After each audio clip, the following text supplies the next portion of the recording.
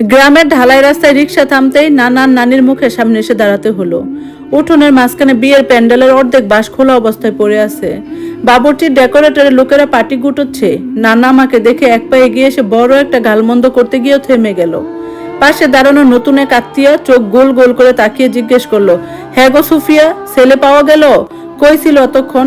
আম্মা গায়ের আঁচলটা ঠিক করতে করতে একদম স্বাভাবিক গলায় বানাইয়া উত্তর দিল, ওই তো ছোট ভাইটার সাথে পাশের গ্রামের এক খালার বাড়িতে বসেছিল। পোলাপান মানুষ, একটু রাগ করে চলে গিয়েছিল আর কি। মানুষের মুখের সামনে নিজের ঘরের কথা ঢাকতে আম্মার এই মিথ্যা বলাটা দেখে আমার গা জ্বলে গেল। আমি কোনো রকম কথা না বলে সোজা ভেতরে গিয়ে নানির ছোট্ট কামরাটার কোণে বসে পড়লাম। নানি থালা ভর্তি ঠান্ডা খাসির মাংস আর পোলাও নিয়ে আমার সামনে এনে রাখলো। নে ভাই, কাল থেকে তো পেটে কিছু পড়ে নাই, একটু মুখে দে। আমি থালার দিকে একবার তাকিয়ে মুখ অন্যদিকে ফিরিয়ে নিলাম। আমি খাবো না। এমন করতে নাই রে ভাই। নানি পাশে বসে আমার গায়ে হাত বুলাতে লাগলো। তোর আম্মারও তো একটা ভবিষ্যৎ আছে। একলা মানুষ কতদিন থাকবে? তুই না খেলে তোর আম্মা মুখে দেবে কিভাবে? আম্মা আমার কথা চিন্তা করে নাই। আমি নিচু গলায় বললাম, আম্মা খালি নিজের কথা ভাবছে। আব্বাকে পুলিশের ভয় দেখিয়ে আমাকে জোর করে নিয়ে আসছে। নানি একটা দীর্ঘশ্বাস ফেলে আর কিছু বলল না। থালাটা খাটের উপর রেখে উঠে চলে গেল। বিকেলের দিকে নতুন বর এলো, নতুন আব্বা, যাকে আমি কোনোদিন এই নামে ডাকবো না। লোকটার বয়স 40-এর উপরে, শহরের কসমেটিক্সের দোকান আছে, গায়ের রং কালো, চোখে চশমা। লোকটা ঘরে ঢুকে আমার দিকে তাকিয়ে একটু হাসার চেষ্টা করলো। শাহেদ, কেমন আছো? তোমার জন্য শহর থেকে একটা নতুন ঘড়ি এনেছি। ঘড়িটা টেবিলের উপর রেখে দিল। আমি সেটার দিকে তাকালামও না। ঘরের এক কোণে চোখ বন্ধ করে শুয়ে রইলাম। আম্মা ঘরে ঢুকে ঘড়িটা দেখে লোকটার দিকে তাকিয়ে একটু লজ্জিত মুখে বলল, ও এখন একটু অসুস্থ, ঘুমাক। নতুন আব্বার সাথে আম্মা যখন বিদায় নিয়ে শহরের নতুন বাসায় চলে গেল, তখন আমাকে নানা বাড়িতে রেখে যাওয়া হলো। আম্মা ভেবেছিল আমি হয়তো নতুন বাসায় গেলে আরো বেশি ঝামেলা করব। তাই নানা বাড়িতে রেখে স্কুলের ব্যবস্থা করার কথা ভাবা হলো। দিনগুলো খুব ধীর পায়ে হতে লাগলো। স্কুলে যাওয়া বন্ধ, বাইরের বন্ধুদের সাথে খেলাধুলা বন্ধ। ঘরের কোণে শুয়ে শুয়ে কেবল আব্বার সেই মুখটা ভেসে উঠতো। আব্বা কিভাবে আছে? সেই স্যাঁতস্যাঁতে মেজ ঘরটাতে কি রাতে ঠিক মতো ঘুমায়? আব্বার কি শরীর আরো খারাপ হলো? 4 দিনের দিন সন্ধ্যায় আমি পাশের বাড়ির রাশেদের কাছে গেলাম। রাশেদ আমার বয়সী। ওর বাবার একটা পুরনো নোকিয়া বাটন ফোন আছে।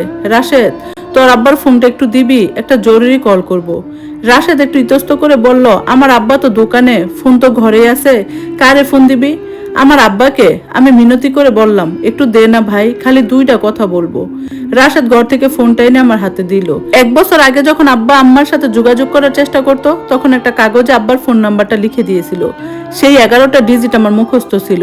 আঙ্গুল কাঁপতে কাঁপতে নাম্বারটা তুললাম। সবুজ বোতাম চাপার পর ওপাশে রিং হতে লাগলো। আমার বুকের ভেতর যেন 100টা হাতুড়ি একসাথে পিটছিল। কয়েক সেকেন্ড রিং হওয়ার পর ওপাশ থেকে সেই খসখসে পরিচিত গলাটা ভেসে এলো, হ্যালো আব্বা। আমি ধরে রাখতে পারলাম না, এক নিঃশ্বাসে বলে উঠলাম। ওপাশে কয়েক সেকেন্ড একদম নিথর নীরবতা। তারপর আব্বার থর থরে করে কাপা গলা শোনা গেল, শাহেদ, তুই তুই কই থেকে ফোন করছিস বাবা? আব্বা, আমি নানা বাড়িতে আছি। রাশেদের ফোন থেকে কল দিছি। তুমি কেমন আছো আব্বা? তোমার শরীর ভালো? আব্বা ফুপিয়ে ওঠার শব্দ স্পষ্ট শুনতে পেলাম। আমি ভালো আছি রে বাবা, তুই কেমন আছিস? তোকে কি মারধর করছে কেউ? খাসনি কিছু? না, আম্মা আমাকে নতুন বাসায় নেয় নাই, নানা বাড়িতে রাখছে। আমি চোখ মুছে বললাম, আব্বা, তুমি আমারে কবে নিয়ে যাবা? আমি এই বাড়িতে একদম থাকতে পারতেছি না। আব্বা নিচু গলায় বলল, শুন শাহেদ, তুই মন খারাপ করিস না। আমি গতকালকে টাঙ্গাইলের বড় উকিল নান্নু সাহেবের কাছে গিয়েছিলাম। উনি সব কাগজ দেখে বলেছেন কাস্টডির ফাইল আবার রিওপেন করা যাবে, কারণ তোর বয়স এখন 12 বছর। তোর নিজের মতামত জজ সাহেব শুনবেন। সত্যি আব্বা? আমার বুকের ভেতরে পুরনো অন্ধকারটা যেন এক মুহূর্তে কেটে গেল। হ্যাঁ রে বাবা, আব্বা রুদ্ধ গলায় বলল, আমি দিন রাত দোকানে খাটছি, অতিরিক্ত কাজ নিচ্ছি যাতে উকিলের ফিটা জোগাড় করতে পারি। তুই শুধু একটু ধৈর্য ধর, আর শুন, পড়াশোনাটা একদম বন্ধ করিস না, বইগুলো খুলে বসিস। তুমি ঠিক মতো খেও আব্বা, ওই ঘুমের ওষুধ বেশি খাইও না। আমি কান্নার তোরে বললাম, না রে, এখন আর ওষুধ লাগে না। তুই ফোন করছিস, আজ আমার এমনিতেই ঘুম আসবে। তুই ভালো থাকিস বাবা। কলটা কেটে দেওয়ার পর ফোনটা রাশেদের হাতে ফেরত দিলাম। রাশেদ অবাক হয়ে আমার দিকে তাকিয়ে রইল। বাড়ি ফেরার পথে গ্রামের মেঠো রাস্তা যখন হাঁটছিলাম, তখন মাথার উপর সন্ধ্যের অন্ধকার নেমে আসছে। চারপাশের গাছে গাছে জোনাকি জ্বলছে। মনটা ভারী হলেও বুকের ভেতরে এক অদ্ভুত জোর পাচ্ছিলাম। আম্মা ভেবেছিল আইন আর হুমকি দিয়ে আমার আর আব্বার বাঁধন কেটে দিবে, কিন্তু আম্মা জানে না, যে সম্পর্কের গোড়ার আসল টান থাকে তা আদালতের এক টুকরো কাগজে কোনোদিন মুছে ফেলা যায় না। ঘরে ফিরে নানিকে বললাম, নানি ভাত দাও, খাবো।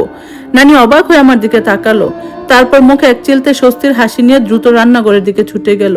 আমি জানি আমাকে এখন শক্ত হতে হবে। আব্বা ওখানে আমার জন্য লড়ছে, আর আমাকে এখানে নিজের লড়াইটা চালিয়ে যেতে হবে। দিনগুলো কেমন যেন একঘেয়ে আর থমথমে হয়ে পার হচ্ছিল। নানা বাড়িতে আমার থাকার ব্যবস্থা হলেও মনটা সব সময় টাঙ্গাইল শহরে সেই ছোট্ট দোকানে পড়ে থাকতো। স্কুলের বই খুলে বসতাম ঠিকই, কিন্তু রিডিং পড়ার ফাঁকে কেবল আব্বার সেই শুকনো মুখটা মনে পড়তো। নানা বাড়ির কেউ আমার সাথে তেমন একটা কথা বলতো না, কেবল নানি নিয়ম করে খাবার দিয়ে যেত। একদিন সকালে নতুন আব্বার কসমেটিক্স এর দোকানে একটা অপ্রত্যাশিত ঘটনা ঘটলো, যা আমি কয়েকদিন পর নানা বাড়িতে বসে শুনতে পেরেছিলাম। বড় বাজারের গলিতে নতুন আব্বা আনোয়ার সাহেবের মেসাজ রূপালী কসমেটিক্স নামে একটা বেশ নামকরা পাইকারি দোকান আছে। বেলা 11টার দিকে আনোয়ার সাহেব যখন ক্যাশ বাক্স বসে হিসাব মিলাচ্ছিলেন, ঠিক তখনই দোকানের সামনে এসে দাঁড়ালো নীল রঙের একটা ময়লা শার্ট, গায়ে রোদে পোড়া ঘামের গন্ধ, চোখে মোটা ফ্রেমের চশমা, হাতে ছোট্ট একটা প্লাস্টিকের থলে। আনোয়ার সাহেব চশমাটার নাকের উপর থেকে নামিয়ে অবাক হয়ে তাকালেন। কাকে চান? আব্বা কয়েক সেকেন্ড দরজায় দাঁড়িয়ে ইতস্ত করলেন, তারপর একদম বিনয়ী গলায় বললেন, আমি খালেক, রাশেদের বাবা। নামটা শুনতেই আনোয়ার সাহেবের হাতের কলমটা খাতার উপর থমকে গেল। মুখের ভাব এক মুহূর্তে বদলে কঠিন হয়ে গেল। তিনি দোকানের কর্মচারীকে ইশারায় বাহিরে যেতে বললেন। তারপর গলার স্বর একটু উঁচিয়ে বললেন, আপনি এখানে কেন আসছেন? আপনার তো সাহস কম না? সুফিয়া আপনাকে স্পষ্ট বলে দিয়েছে না যে ছেলের কাছে যাওয়ার চেষ্টা করবেন না? আব্বা কোনো রাগ বা উত্তাপ দেখালো না, বরঞ্চ কাচের কাউন্টারের সামনে দুই হাত জোর করে দাঁড়ালো। হাত দুটো আব্বার কাঁপছিল। আনোয়ার ভাই, আমি আপনার সাথে কোনো ঝগড়া করতে আসি নাই। আব্বার গলার আওয়াজটা এতই করুণ ছিল যে দোকানের কর্মচারীটাও দরজার ফাঁকি দিয়ে দাঁড়িয়ে থমকে গেল। আমি একটা ছোট মানুষ, ভাঙ্গা একটা দোকান চালিয়ে কোনো মতে পেটের ভাত জোগাড় করি। আপনার ধন সম্পদ আছে, সমাজের সম্মান আছে, সুফিয়াকে নিয়ে আপনি সুখের সংসার করেন, আমার তাতে কোনো হিংসা নাই। আনোয়ার সাহেব চুপ করে বিরক্ত নিয়ে তাকিয়ে রইলেন। আব্বা একটা লম্বা শ্বাস ফেলে পকেট থেকে ছোট মুছ আর গামছাটা বের করলো। ভাই, আপনার কাছে আমার একটা ভিক্ষা। আমার ওই 12 বছরের ছেলেটা আমাকে ছাড়া বাঁচবে না, আর আমিও তাকে ছাড়া এই বয়সে একা থাকতে পারতেছি না। সুফিয়া তো নতুন সংসার পাইছে, ওর নিজের জীবন গুছিয়ে নেওয়ার জায়গা আছে, কিন্তু আমার তো শাহেদ ছাড়া আর কিচ্ছু নাই। আপনি একটু দয়া করেন, সুফিয়াকে বুঝিয়ে বলুন ও যেন ছেলেটাকে আমার কাছে দিয়ে দেয়। আমি কথা দিচ্ছি ভাই, আমি আর আমার পোলা কোনোদিন আপনাকে ধারে কাছেও ঘেসবো না, এই শহরের মুখও দেখাবো না, অন্য কোথাও গিয়ে ছোটখাটো কাজ করে খেয়ে পড়ে থাকবো। কথাগুলো বলতে বলতে আব্বার চোখের কোণ দিয়ে পানি গাল বেয়ে গড়িয়ে পড়ছিল। একজন রক্ত মাংসের বাপের এমন নিঃস্ব আত্মসম্মান দেখে আনোয়ার সাহেব এক মুহূর্তের জন্য যেন ভাষা হারিয়ে ফেললো। যে লোকটাকে সুফিয়া এতদিন মাতাল, অভদ্র আর ঝগড়াটে বলে বর্ণনা করেছে, তার সামনে দাঁড়িয়ে থাকা এই অসহায় মানুষটার চেহারা যেন সম্পূর্ণ অন্য কথা বলছিল। আব্বার এক মুহূর্ত সেখানে দাঁড়ালেন না, হাত জোর করে মাথা নিচু করে দোকান থেকে বের হয়ে গলি ধরে হেঁটে চলে গেলেন। সেদিন রাতে বাসায় আনোয়ার সাহেব আর আম্মা দুজন রাতে খাবার খেতে বসেছিলেন।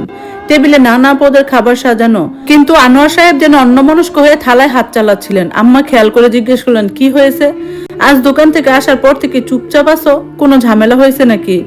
আনোয়ার সাহেব পানির গ্লাসটা হাতে নিয়ে একটু সময় ভাবলেন, তারপর আম্মার দিকে সোজা তাকিয়ে শান্ত গলায় বললেন, আজ সকালে তোমার প্রাক্তন স্বামী আমার দোকানে এসেছিল। কথাটা শুনতেই আম্মার হাতের জলের গ্লাসটা থালার উপর পড়ে যেতে চাইলো। আম্মার মুখ এক সেকেন্ডের মধ্যে ফ্যাকাশে হয়ে গেল, চোখে জমে উঠলো তীব্র ভয় আর রাগ। কি বলছো তুমি? আম্মা গলার তোর বাড়িয়ে বলল, খালেক তোমার দোকানে এসে গেছে, ও নিশ্চয়ই তোমাকে গালাগালি করছে বা ভয় দেখিয়েছে। দাঁড়াও, আমি কালই ভাইকে বলে ওর ব্যবস্থা করছি। আনোয়ার সাহেব আম্মার এত দ্রুত উত্তেজনা একটু অবাক হলেন। তিনি হাত তুলে আম্মাকে থামালেন। না সুফিয়া, ও আমাকে কোনো হুমকি দিতে আসে নাই, এমনকি একটা খারাপ কথাও বলে নাই। আম্মা থমকে গেল। তাহলে কেন গিয়েছিল? আনোয়ার সাহেব চেয়ার থেকে উঠে আস্তে আস্তে আম্মার পেছনে এসে দাঁড়ালেন। অত্যন্ত সহজ আর ভারী গলায় সুফিয়ার কাঁধে একটা হাত রাখলেন। আম্মা ঘাড় তুলে আনোয়ার সাহেবের দিকে তাকালো। লোকটা আমার কাছে এসে কান্নাকাটি করছিল সুফিয়া। আনোয়ার সাহেব নিচু গলায় বললেন, সে আমার পা ধরার বাকি রেখেছিল। বলল, তুমি তো নতুন সংসার পেয়েছো, নতুন করে জীবন শুরু করেছো, কিন্তু তার তো আর কেউ নেই। ছেলেটাকে সে খুব ভালোবাসে। সে হাত জোর করে আকুতি জানিয়ে গেল, তুমি যেন শাহেদকে তার কাছে ফিরিয়ে দাও। সে কথা দিয়েছে ছেলেটাকে নিয়ে সে আর কোনোদিন আমাদের সামনে আসবে না, অন্য কোনো শহরে চলে যাবে। আম্মা ঝটকা মেরে কাঁধ থেকে আনোয়ার সাহেবের হাতটা সরিয়ে দিয়ে উঠে দাঁড়ালো। তুমি ওর মিষ্টি কথা ভুলে গেছো? ও একটা অভিনয় বাস। আমি কোর্ট থেকে অনেক কষ্ট করে ছেলেকে কাছে নিয়ে আনছি, এখন ওকে আবার ওই ভিখারির হাতে তুলে দেব? কখনোই না। আনোয়ার সাহেব দীর্ঘশ্বাস ফেলে বলেন, সুফিয়া রাগ করো না, মাথা ঠান্ডা করে একটু চিন্তা করো। আমি লোকটার চোখে কোনো নাটক দেখিনি। একজন বাপের আসল কান্না চেনা যায়। তার উপর শাহেদও কিন্তু আমাদের এই বাড়িতে বা নানা বাড়িতে এক মুহূর্তের জন্য শান্তিতে নেই। ছেলেটার মুখটা দেখছো কোনোদিন? ও মানসিক ভাবে ভেঙে পড়েছে। তুমি নিজের জেদ মেটাতে গিয়ে বাচ্চাটার জীবন নষ্ট করছো না তো? আম্মা ঘরের মাঝখানে দাঁড়িয়ে হাঁপাচ্ছিল। আনোয়ার সাহেবের এই সোজা প্রশ্নটা যেন আম্মার ভেতরে শক্ত অহংকারটাকে ভেঙে চুরমার করে দিল। আম্মা ভেবেছিল নতুন স্বামী খালাকের উপর রাগ দেখাবে, কিন্তু সেখানে আনোয়ার সাহেব উল্টো খালাকের পক্ষে কথা বলছে। শাহেদ আমার ছেলে, আম্মা চিৎকার করে বলল। ওর ভালো মন্দ বোঝার দায়িত্ব আমার, কিন্তু ও তো তোমাকে চায় না সুফিয়া। আনোয়ার সাহেব একদম বাস্তব কথাটা সামনাসামনি বলে দিলেন। ছেলেটা দিনে দিনে শেষ হয়ে যাচ্ছে, তুমি ওকে জোর করে আটকে রেখে নিজের অপরাধ বোধ ঢাকতে চাইছো। আমার মনে হয় শাহেদকে তার বাপের কাছে যেতে দেওয়াটাই সবার জন্য ভালো হবে। আমাদের নতুন সংসারে অন্তত শান্তি আসবে। আনোয়ার সাহেব আর কোনো কথা না বাড়িয়ে ঘরের বাইরে চলে গেলেন। আমার ড্রেসিং টেবিলের আয়নার সামনে এসে দাঁড়ালো। ঘরের বাতির আলোয় নিজের মুখের দিকে তাকালো। যে ছেলে তাকে ছেড়ে বাপের কাছে পালিয়ে যায়, যে প্রাক্তন স্বামী নতুন স্বামীর পায়ে ধরে আকুতি মিনতি করে, তাদের উপর আর কিভাবে রাগ ধরে রাখা যায়? আমার চোখ দিয়ে হঠাৎ করে কয়েক ফোঁটা পানি গাল বেয়ে নেমে এলো। এই পানির মধ্যে রাগের চেয়ে বেশি ছিল পরাজয়ের যন্ত্রণা। আম্মা এতদিন যা কিছু আঁকড়ে ধরে রাখার চেষ্টা করেছিল, তা যেন বালি দিয়ে তৈরি ঘরের মতো এক এক করে ধসে পড়ছে। পরদিন সকালে নানা বাড়িতে যখন আমি টিউবওয়েলের মুখ ধুচ্ছিলাম, তখন হঠাৎ দেখি গেট দিয়ে আম্মা ঢুকছে। আম্মার হাঁটাহাঁটির ধরন আর মুখের ভাব দেখে বুঝলাম বড় কোনো কিছু একটা ঘটে গেছে। আম্মা সোজা আমার সামনে এসে দাঁড়ালো, তার চোখে ঘুমহীন রাতের ছাপ স্পষ্ট। শাহেদ, আম্মা একদম শুকনো গলায় বলল, তোর জামা কাপড়গুলো ব্যাগে তুল, আজ বিকেলে আমি তোকে টাঙ্গাইলে তোর বাপের দোকানে রেখে আসবো। আমি হাতের পানি মোছা থামিয়ে একদম স্তব্ধ হয়ে আম্মার দিকে তাকিয়ে রইলাম। আমার বিশ্বাসই হচ্ছে না আম্মা এই কথাটা নিজের মুখে বলছেন। ধন্যবাদ সবাইকে এতক্ষণ গল্পটা শোনার জন্য। গল্পটা কেমন লাগলো কমেন্টস করে জানাবেন। আর ইনশাল্লাহ খুব দ্রুত বাকি অংশ শেয়ার করবো। আজকের মতো আল্লাহ হাফেজ।